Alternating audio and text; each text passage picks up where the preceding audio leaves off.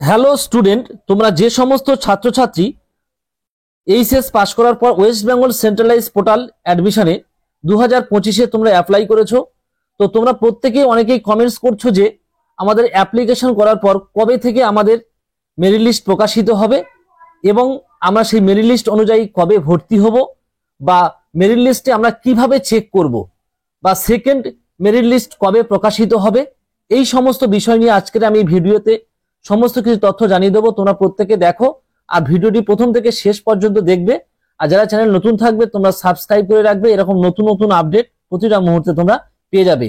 এবার তোমরা দেখতে থাকো। তো তোমাদের মেরিট লিস্ট প্রকাশিত হবে, এই যে ডেটটি আমি দেখিয়ে দিচ্ছি তোমাদের, প্রত্যেকে তোমরা দেখে নাও যে তোমাদের মেরিট লিস্ট প্রকাশিত যে ডেটটা দেওয়া হয়েছিল 6 জুলাই। এই 6 জুলাই হচ্ছে তোমাদের মেরিট লিস্ট প্রকাশিত হবে। এবারে তোমরা প্রত্যেকেই ভাবছো যে আমার তো মেরিট লিস্ট প্রকাশিত হবে, তাহলে মেরিট লিস্ট প্রকাশিত হওয়ার পর আমি কিভাবে বুঝবো যে আমার মেরিট লিস্টে নাম এসেছে। তো তোমাদের যে অ্যাডমিশন করেছিলে তোমাদের একটি আইডি নম্বর দিয়েছে, অ্যাপ্লিকেশন আইডি নম্বর দিয়ে তোমার প্রোফাইলটি তোমার খুলতে হবে। খোলার পরে তোমরা কিন্তু তোমাদের প্রোফাইলে দেখতে পাবে যে তোমার কোন কলেজে নাম এসেছে। দেখা যাচ্ছে তুমি হয়তো 1 নম্বর বা 2 নম্বর বা 3 নম্বর 4 নম্বর 5 নম্বর এরকম 8টা বা 10টা কলেজ তুমি সেট করে দিয়েছিলে।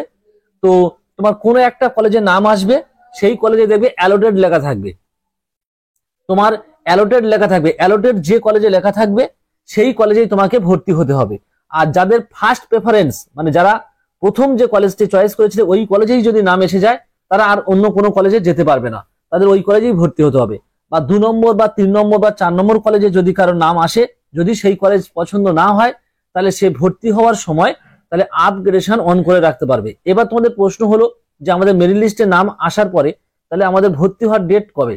দেখো এখানে দিয়ে দিয়েছে তোমাদের অ্যাডমিশন যে অ্যালটমেন্ট সেটা হচ্ছে 6 থেকে 12 জুলাই। এই তারিখের মধ্যে তোমাদের কিন্তু অ্যাডমিশন নিতেই হবে, অনলাইনে নিতে হবে, এটা কোনো কলেজে গিয়ে নিতে হবে না। এই 6 থেকে 12 তারিখের মধ্যে যাদের নাম আসবে, যদি অ্যাডমিশন না নাও তাহলে কিন্তু তোমাদের অ্যাডমিশন পুরোপুরি ক্যান্সেল হয়ে যাবে, তাহলে আর কিন্তু কোনো লিস্টে নাম আসবে না। আর যে সমস্ত ছাত্রছাত্রীদের তোমাদের 2 নম্বর বা 3 নম্বর বা 4 নম্বর প্রেফারেন্সে তোমাদের নাম আসবে, যদি তোমাদের মনে হয় যে কলেজ পছন্দ নয়, তোমরা যদি আপগ্রেডেশন অন করে রাখো, তাহলে আপগ্রেডেশন অন করে রাখলে যেটাকে সেকেন্ড লিস্ট বলা হয়, এই সেকেন্ড লিস্টে গিয়ে দেখবে 17 জুলাই তোমাদের মেরিট লিস্ট প্রকাশিত হবে। আপগ্রেডেশন বা সেকেন্ড লিস্ট, এই সেকেন্ড লিস্টে যদি নাম এসে যায় তাহলে তুমি 17 তারিখ থেকে 20 তারিখের মধ্যে তোমাকে আবার অ্যাডমিশন নিতে হবে। এই দুটো লিস্ট বেরোবে, প্রথম সিস্টেমের মধ্যে দুটো লিস্ট বের হবে, একটা হচ্ছে 6 তারিখ আর একটা হচ্ছে 17 তারিখ। এই দুটো লিস্টের বেশি কিন্তু আর বেরোবে না। হ্যাঁ বেরোবে, সেটা সিস্টেম আছে, কিন্তু প্রথম এই দুটো লিস্ট প্রকাশিত হবে। এই দুটো লিস্ট প্রকাশিত হওয়ার পর প্রত্যেকটা ছাত্রছাত্রীর কিন্তু অনলাইন অ্যাডমিশন নেওয়ার পর তারপর তোমাদের ফিজিক্যাল ভেরিফিকেশন বলে একটা সিস্টেম আছে। এই ফিজিক্যাল ভেরিফিকেশন তোমাদের সমস্ত ডকুমেন্টস নিয়ে তোমার কলেজে উপস্থিত হবে। সেই ডেটটি হচ্ছে তোমার 24 জুলাই থেকে 31 জুলাইয়ের মধ্যে। এইটা হচ্ছে তোমাদের ফিজিক্যাল ভেরিফিকেশন। এবার যদি তোমরা বলো যে স্যার ফিজিক্যাল ভেরিফিকেশনটা কেমন, তোমাদের প্রত্যেকে যে যে ডকুমেন্টস দিয়ে তোমরা অ্যাপ্লিকেশন করেছিলে, তোমাদের আধার কার্ড, তোমাদের মাধ্যমিকের অ্যাডমিট বা যে সমস্ত তোমরা উচ্চ মাধ্যমিকের সমস্ত ডকুমেন্ট, যে সমস্ত ডকুমেন্টস দিয়ে তুমি অ্যাপ্লিকেশন করেছিলে সমস্ত অরিজিনাল ডকুমেন্টস নিয়ে তোমার কলেজে গিয়ে তোমাকে যে অনলাইনে অ্যাডমিশন নেওয়ার পরে অনলাইন থেকে একটা রিসিপ্ট দেবে বা একটা কপি তোমাকে প্রিন্ট করে নিতে হবে। সেই প্রিন্ট নিয়ে এই ডকুমেন্টস গুলো নিয়ে তোমার কলেজে উপস্থিত হতে হবে প্রত্যেক ক্যান্ডিডেটকে। এবার কি কি ডকুমেন্টস লাগবে আমি সেটা নেক্সট ভিডিওতে তোমাদের জানিয়ে দেব। তো প্রথম অ্যাপ্লিকেশনে দুটো মেরিট লিস্ট হবে।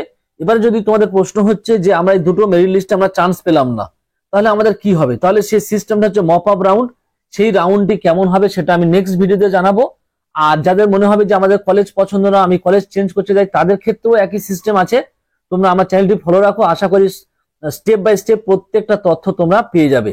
আর অবশ্যই করে ভিডিওটি তোমরা বন্ধুদের মধ্যে বেশি বেশি করে শেয়ার করবে।